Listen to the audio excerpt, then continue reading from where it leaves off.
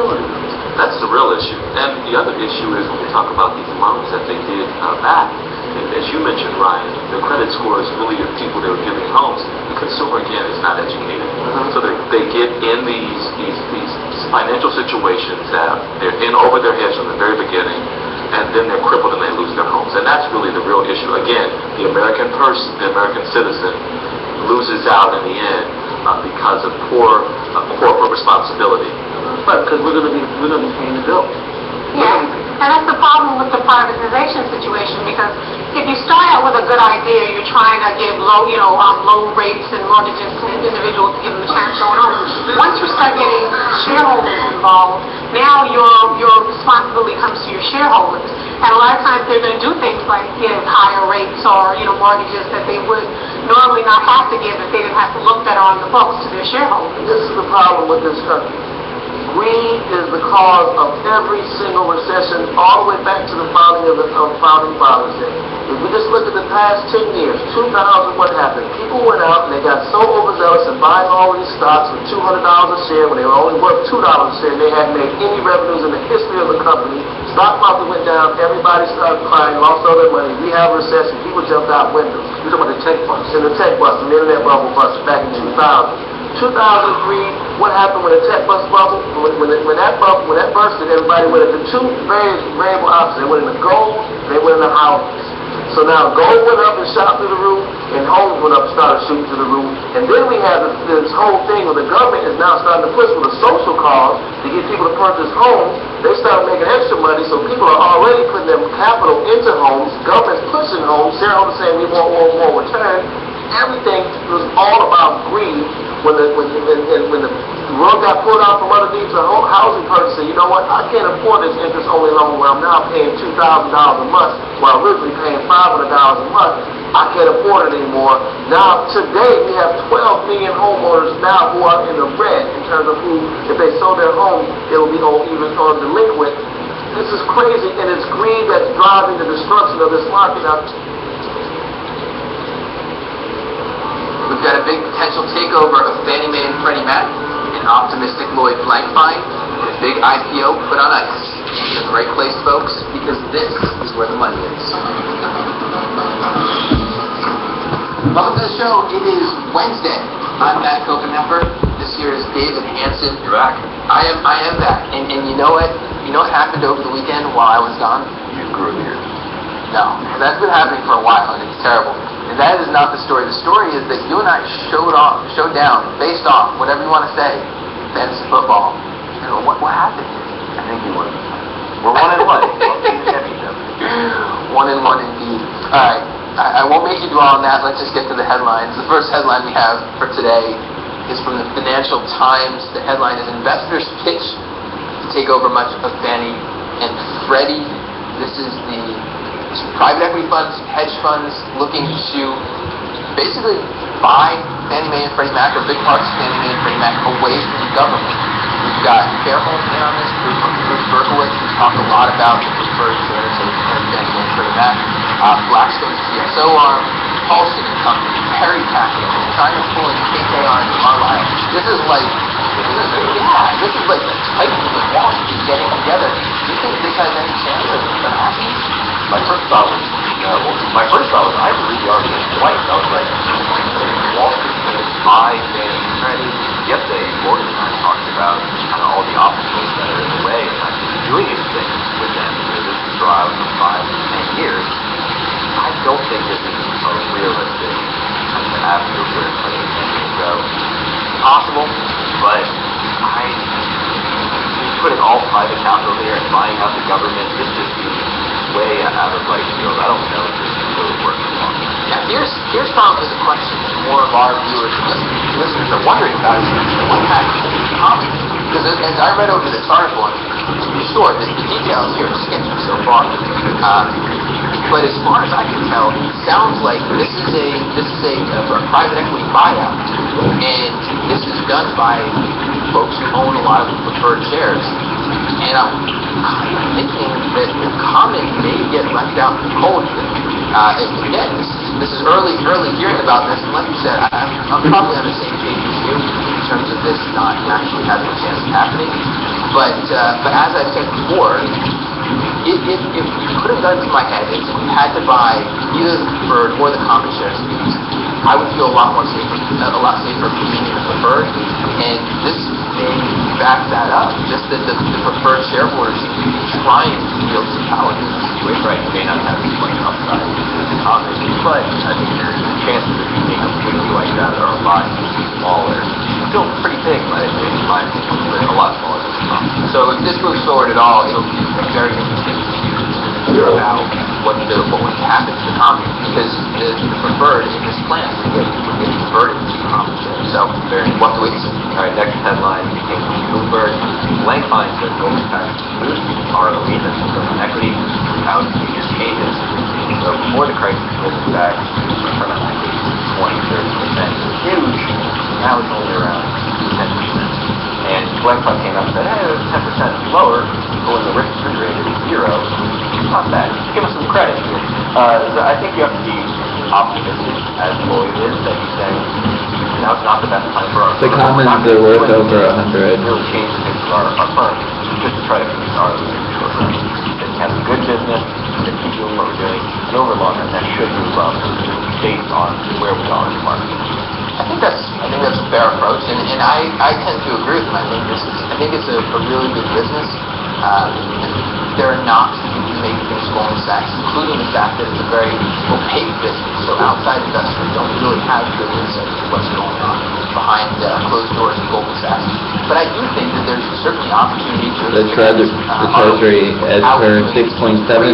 However, the concern is that right now, taking risk right now, We'll write a taking risk notice down the road, when's to Fannie, better?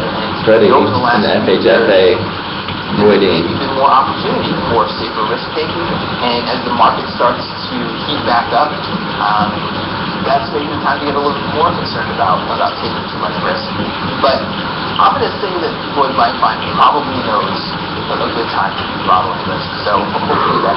And you say Goldman's an okay business, but I would probably agree with that. It's not easy to go through the finance to understand everything that they're doing, everything they're invested in.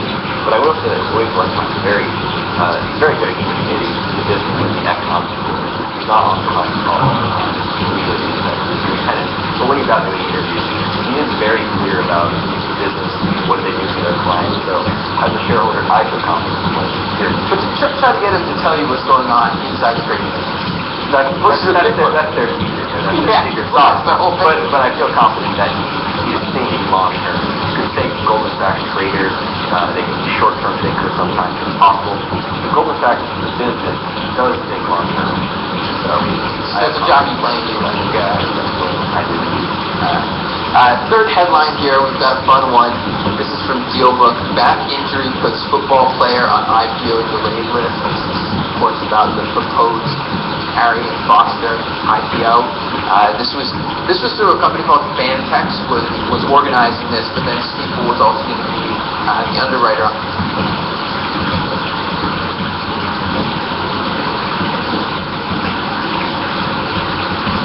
It is indeed a very troubling report, but it's a report of extraordinary importance, not only to those who wish to own a home, but it's to the taxpayers of this country who would pay the cost of the cleanup of an enterprise failure.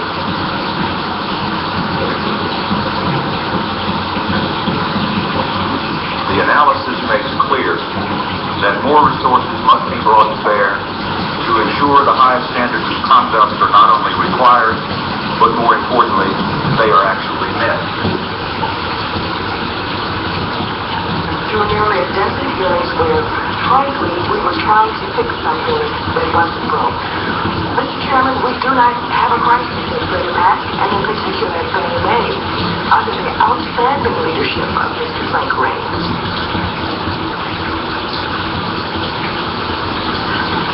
As well as the fact that I'm just pissed off that, because if it wasn't for you, I don't think that we'd be here very much. And now, the problem that we have and that we're faced with is maybe some individuals who wanted to do away with G and E's in the first place. You've given them an excuse to try to have this forum so that we can talk about it and maybe change the direction and the mission of what the GSE has.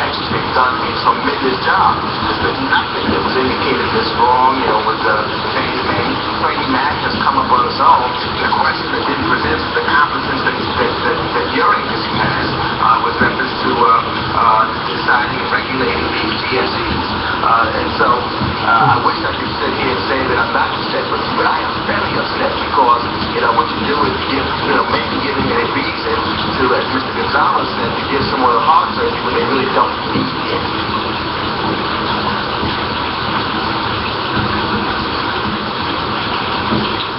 In addition to all important oversight roles, I also propose to create a new regulatory structure for Fannie Mae, for Freddie Mac, and the Federal Home Loan Bank.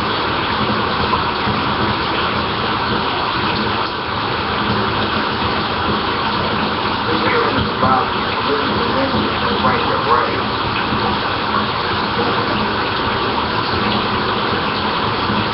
There is a very simple reason. Congress must create a new regulator with powers at the least to those of other financial regulators, such as the OCC or the Federal Reserve.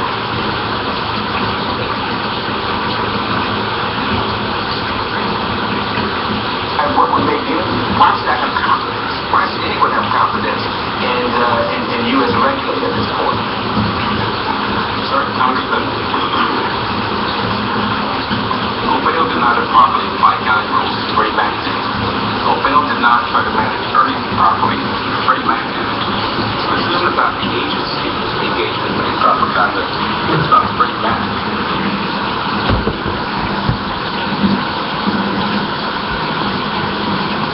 And we passed Sarbanes-Oxley, which was a very tough response to that. And then I realized that Fannie Mae and Freddie Mac would even come under it. They weren't under the 34 Act, they weren't under the 33 Act. They played by their own rules, and I'm tempted to ask how many people in this room are in the payroll of Fannie Mae, because what they do is they basically hire every lobbyist they can possibly hire. They hire some people to lobby, and they hire some people not to lobby so that the opposition can't hire them. But a concern that I have is you're making very specific, what you have correctly acknowledged, broad and categorical judgments about the management of this institution, about the willfulness of practices that may or may not be in controversy. You've imputed various motives to the people running the organization.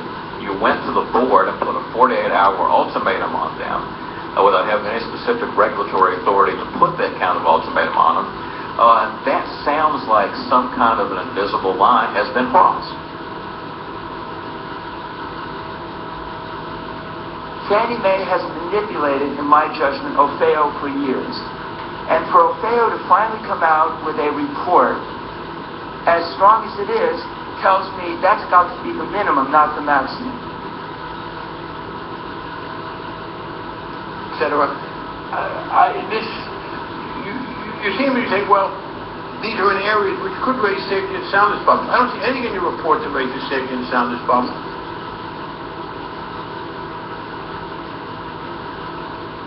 Under the outstanding leadership of Mr. Frank Raines, everything in the 1992 Act has worked just fine. In fact, the GSEs have exceeded their housing goals. What we need to do today is to focus on the regulator, and this must be done in a manner so as not to impede their affordable housing mission. A mission that has seen innovation flourish from desktop underwriting to 100% loans.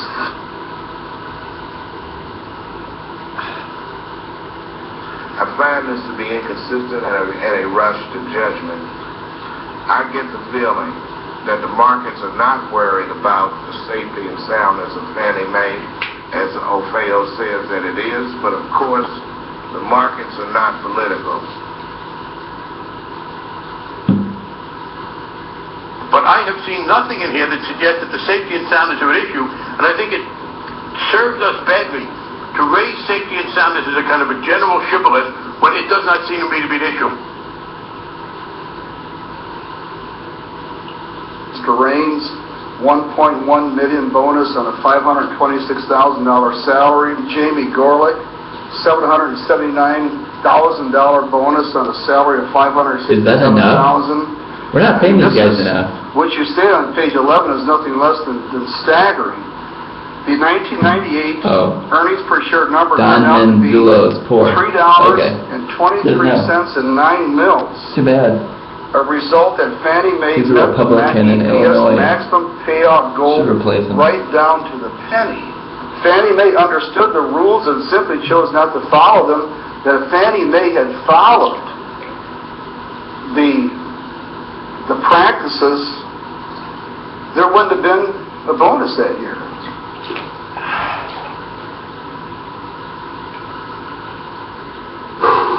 And you have about 3% of your portfolio set aside. If a bank gets below 4%, they are in deep trouble. So I just want you to explain to me why I should be satisfied with 3%. Because banks there aren't any banks who only have multifamily and single-family loans.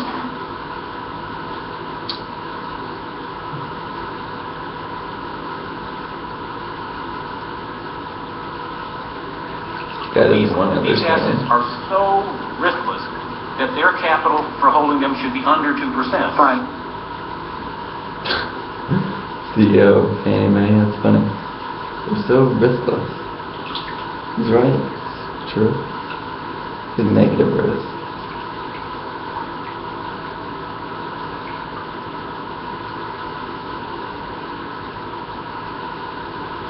Was it 0.5% is what, yeah. I think the responsibility that the Democrats have may rest more in resisting any efforts by Republicans in the Congress or by me when I was president to put some standards and tighten up a little on Fannie Mae and Freddie Mac. No! It's saying so!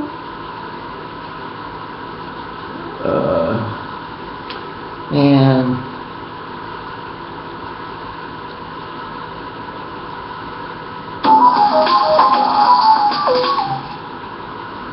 Hey there, this is David Sims with Sims on Finance webcast.